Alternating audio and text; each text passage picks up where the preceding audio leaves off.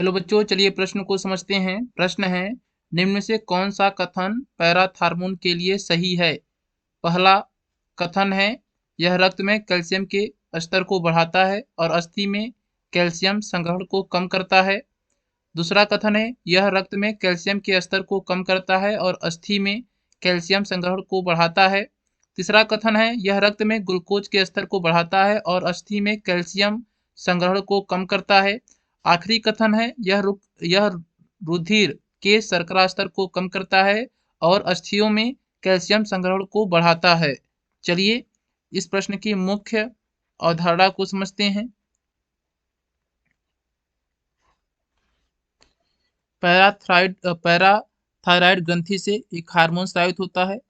Parathyroid ग्रंथि से thyroid ग्रंथि से एक हार्मोन स्रावित होता है जिसका नाम है पैराथार्मोन।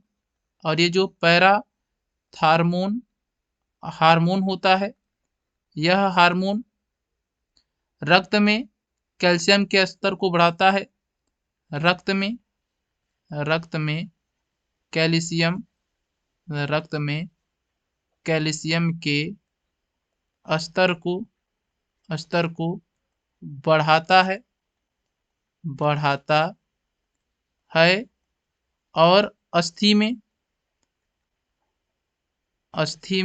और अस्थि में कैल्शियम संग्रहण को कम करता है। अस्थि में कैल्शियम संग्रहण को कम करता है। चलिए विकल्प को देख लेते हैं। पहला जो विकल्प दिया है, पहला जो कथन है, यह रक्त में कैल्शियम के स्तर को बढ़ाता है और अस्थि में कैल्शियम संग्रहण को कम करता है, यह बिल्कुल सही है, पहला कथन।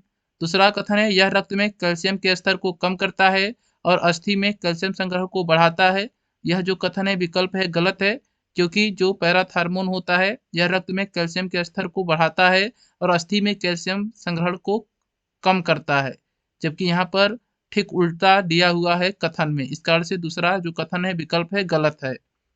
तीसरा जो कथन है, यह रक्त में ग्लूकोज के स्तर को बढ़ाता है और अस्थि में कैल्शियम संग्रहण को कम करता है, यह भी विकल्प गलत है, क्योंकि यह रक्त में ग्लूकोज के स्तर को बढ़ाता नहीं है, इस कारण से यह गलत है।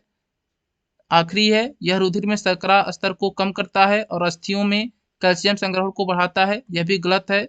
रुधिर में जो शर्करा के स्तर को कम करने का काम होता है वह इंसुलिन हार्मोन का होता है, पैराथार्मोन का नहीं होता है। इस कारण से आखिरी कथन भी गलत है। इस प्रश्न का सही उत्तर है पहला विकल्प। हम आशा करते हैं यह प्रश्न आपको समझ में आया होगा। धन्यवाद।